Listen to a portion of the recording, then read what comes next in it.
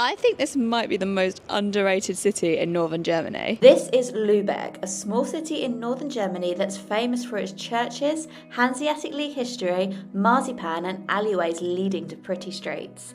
I spent 24 hours in Lübeck to see what the city has to offer. Let's get into it. I have just arrived in the city of Lubeck. I was on a train at 6:14 a.m. from Cologne. It's now 5 to 11, so not a bad journey really. So Lubeck is right in the north of Germany. Don't know too much about this city, but I'm excited to find out more. I'm staying at the Hotel Leiho, which is just across the road. I think it will be too early to actually go to my room, but I can drop my bag off and I'm meeting a tour guide here. So Lubeck was originally a Hanseatic city, and where it is positioned is on an island pretty much in the river. It's right, the old city. It was at one time surrounded by walls as part of the defences, but in the 19th century these were in disrepair, so they were torn down. And is this the only remaining gate, or did you say there were two? Yeah, we have the other one is in the north of the city. Oh, okay. Of the city. And if we go to the west, we go to Hamburg. Yes. And between Hamburg and Lübeck was the county Holstein. And we are here in the state Schleswig-Holstein. Now it were the people from Holstein who came. We'd go through this gate. Okay. That's why they called it the Yeah. Holstein Gate. And in front of it was then gate number 3. This is gate number 2, etc. Yeah. And here you see typically the island of the city, and it was typically made as a trading city. Because on both sides you get the harbors, most here at the south, because that is the river Trave that is leading to the Baltic Sea. Two main streets from the north to the south, Yes. and then the side streets, Okay. and like a fish. Yeah, yeah. The double-spire church is this so-called Saint Mary Church, St. Mary, yeah. and that was the church of, let's say, the upper class of the Lubecker society. And they were so snobbish that they didn't want to have these lower ranked merchants in their church. Oh, really? That's why they built their own church, and that is the other one over there. Now, when they dismantled the wall and the other gates, they did actually want to dismantle this one as well. However, there was a protest in the 19th century about it because people said it was cultural heritage and it shouldn't be torn down. So they said they needed to raise 25,000 Deutschmarks to preserve it. They managed to raise 17,000 in the city, but they needed 8,000 more, which was eventually given by the government of the city, voted on, and it was only one vote in it. So it's very unlikely that it's still here, but it is, and it is absolutely beautiful. Lubeck is also named the city of the seven spires. And if you look at the right side, you see already the double spire of the cathedral. Oh, yeah. You see the small spire. Oh, yeah. behind the Yeah. Houses over there. That was the Saint Egidian, or you say Saint Gilles. And that was the church of the handicraft. And that was then the Saint Peter Church behind the Holstein Gate. And that was then for the lower ranked merchants and also for the skippers who brought the salt to Lubeck. It was completely independent, like a country. Yeah. And it was a win-win situation because the emperor collected all the taxes and Lubeck was completely free to do everything. The mayors were like kings. Yeah. And that is also the reason that even the emperor say gentlemen to the mayors, and that was already some sort of noble title. So, and that was 1477. You asked already when it was built, and Yes. that was in 1477. Yeah. If you'd like more information about visiting Lübeck with helpful links and travel tips, scan this QR code to go through to my blog post. These are Yeah, interesting. these are what we call the salt storage houses. Oh, okay. Made in the 16th, 17th century as a replacement for already existing, what they call in that period, herring houses.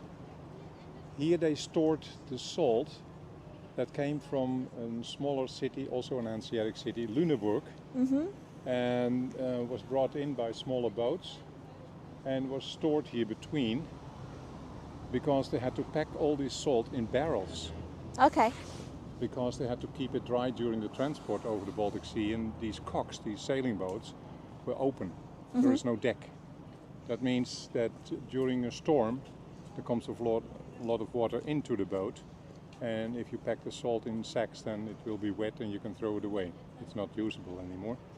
That's why everything that was fragile had to be packed in barrels. So if you're ever driving a car in Lubeck, do not park on this road. When there is a northeasterly wind, this river can flood quite significantly, and so this road could become flooded as well.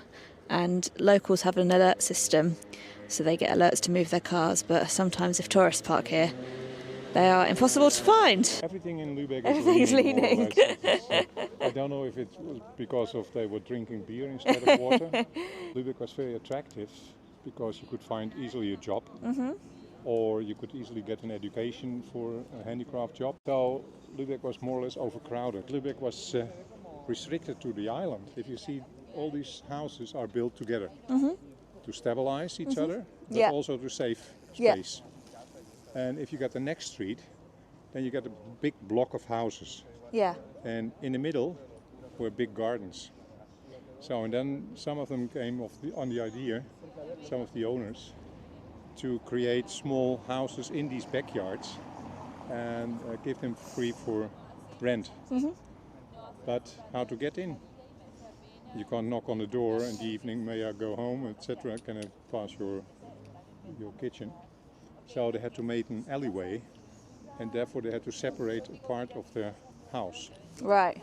To get an access to To get these to the next backyards. ones, yeah. And that's why we have these famous little alleyways in Yeah. these backyards. Oh, And okay. that's where we will have a look at. Yeah. So this building looks a lot older than it actually is. Only dates back to the 20th century during the Second World War. So roughly 25% of Lubeck was destroyed by British bombs during the Second World War, and this was a large bomb shelter, and it could accommodate around 400 people. Because here you can see typically these surprise. Oh, cool. Yeah, that's really nice. These are the original beams Oh, from wow. the 16th century. Wow. Oh, nice.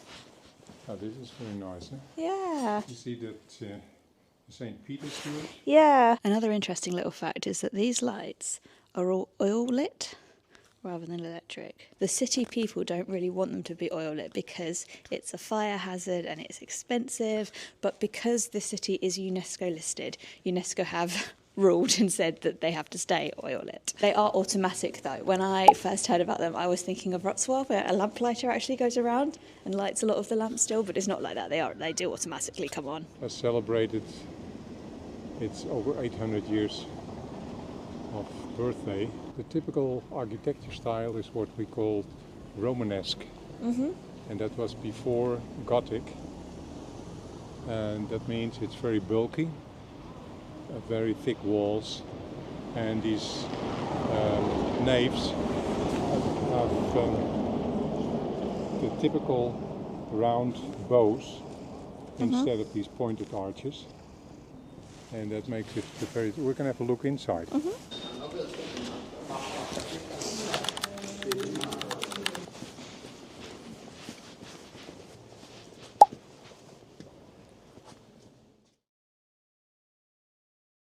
I'm just sheltering from the cold a little at Cafe Nijdraga, and this is a cafe that is very famous for its marzipan. Also, it's home to a marzipan museum, which I'm going to look at in a moment.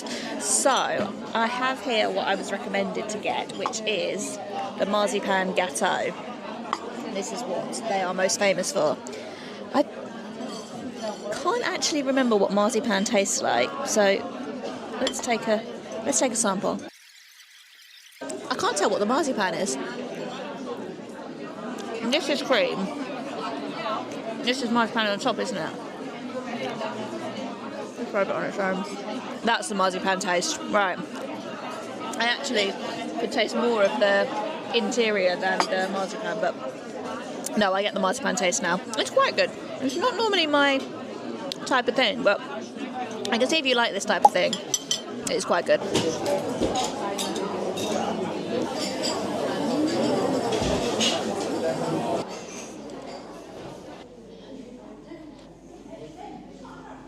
It's not 100% known where marzipan first originated from, but many people believe that it comes from Persia. However, the Hanseatic cities, especially those in Baltic Germany, became very well known for marzipan, which is why nowadays Lubeck is most famous for it.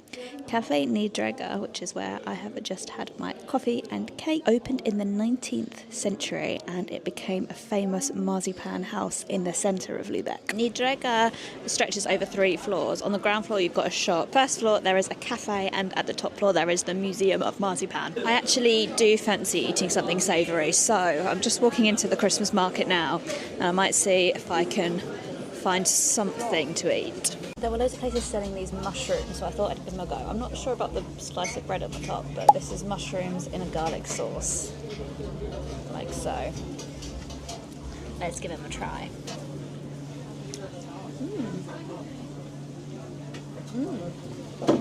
That sauce is really good. The square that the Christmas market is in between 2 churches. There's St Marian Church, and you can just see the steeple there, and then there is St Peter's Church, which is just up there.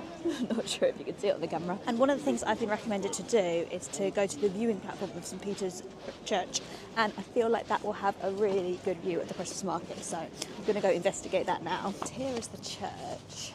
So it says here, St Peter's Church is a 5-aisle Gothic brickwork hall church built from the end of the 13th until the middle of the 14th century, with gradual demolition of the late Romanesque church constructed between 1220 and 1240. Enlargement in the 15th and 16th centuries, completion of today's 5-aisle complex, destroyed by the fire in 1942, gradual reconstruction after 1959, roof with helmet, 1960-1962, reconstruction of the outer aisle with the restoration of the roof in 1966. Okay.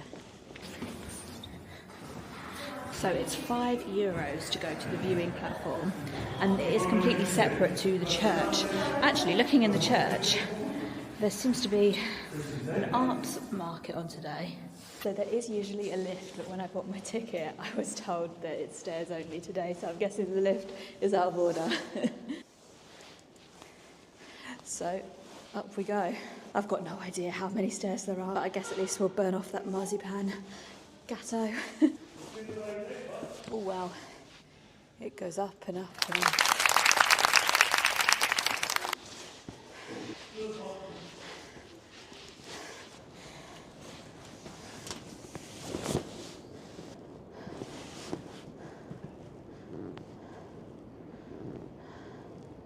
So as I mentioned earlier in this video, Lubeck is basically an island in the river, and historically this was the city. So that's why the city centre is so crowded. Obviously these days it has expanded out a bit. It extends past the river now.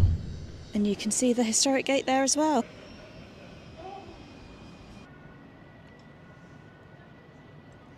There is a museum here called the European Hanse Museum, and it is all about the Hanseatic League and its general history and what it meant to Lubeck.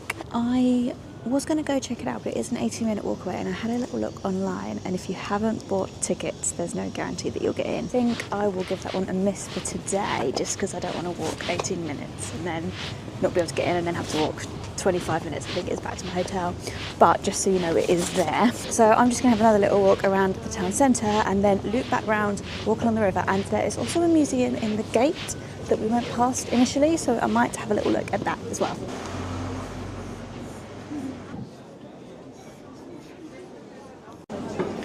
So this is Lubeck's town hall. Obviously I can't get the best view of it today because the Christmas market's on, so I can't go like all the way into the middle of the square.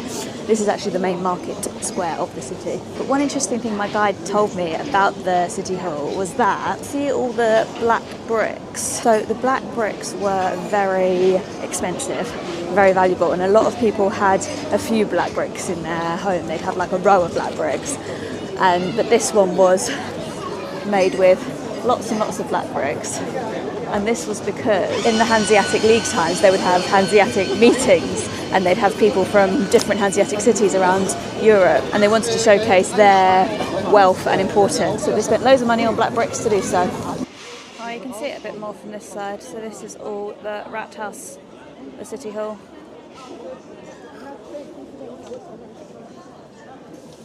And here's the St Marian Church, which I can see from the top of the St Peter's Church. I may well be able to go into this one. Let's have a look.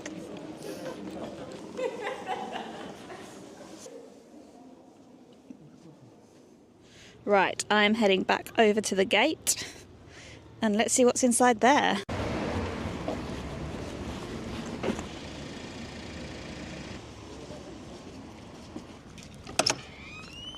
Photos were allowed in there, but videos weren't. So here's a little slideshow of some of the photos from inside the museum. That was actually a lovely little museum. It's €8 to get in, but everything is set out really well. There's a bit about the town's history, there's a bit about the Hanseatic League, and there is a bit about the tower itself. So the tower is 15th century tower. What I found quite interesting was it was built for defensive purposes, but it was never actually used for defensive purposes. So all of the artillery and everything was never actually tested out. And the Hanseatic League, we did talk about this a little bit earlier, but it's so interesting. So Lubeck was like right in the middle of it all. So obviously you've got all of Scandinavia north of us, and then you've got southern Europe south of us, and then you've got east and you've got west, and Lubeck was kind of in the heart of it all, and that's why it was such an important city. The lady who was working at the main desk there just told me that 500 years ago Lubeck was the second biggest city in Germany, which is wild now you think of it, because it's really not a big city anymore. I think it's got about 200,000 people, but obviously it's had a lot of historical significance throughout the years. Oh, and look how pretty it all looks.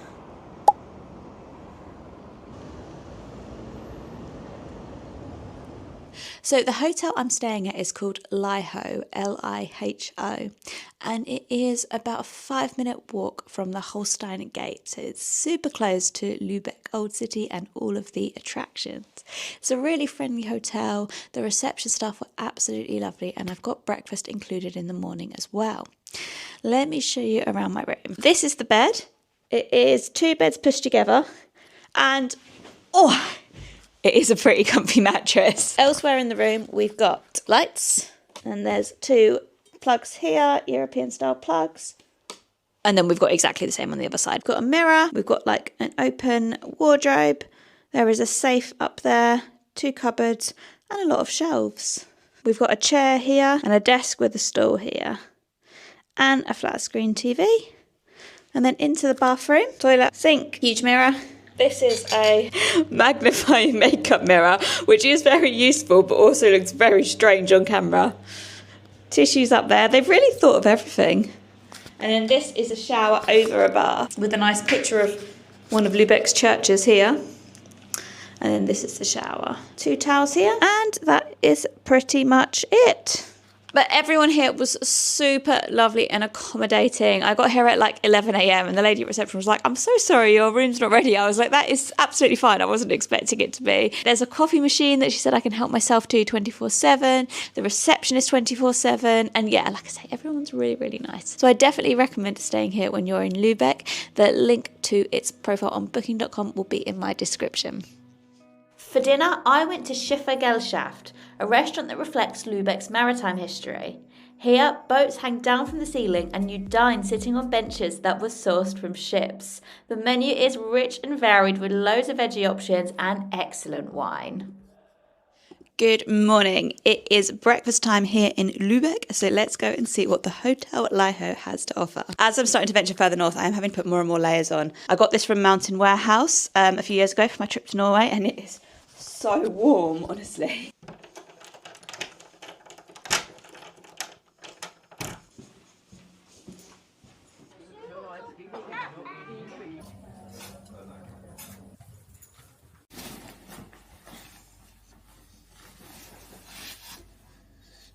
Let's go. What a lovely hotel. The staff there was so nice. Rooms were really comfortable, really clean, and it felt cozy but modern. Great breakfast buffet as well, and it is in good location to both the station and the city centre. So if you need somewhere to stay in Lubeck, I highly recommend Hotel Liho.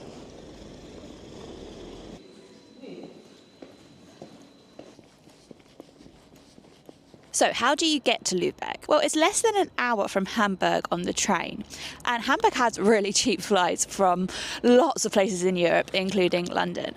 But if you do want to travel without flying, Hamburg also has connections to most major European cities. I took a train from Cologne, which has good connections to Brussels, and then on to London for the Eurostar. It's also very feasible as a day trip destination from Hamburg. I'm actually taking a train to Kiel and then on to Schleswig, right in the north of Germany. And I've actually noticed my train was waiting for me down the other end of the platform. Thank you so much for watching this video. I hope you've enjoyed looking around the city of Lubeck, and I hope to see you next time. Bye!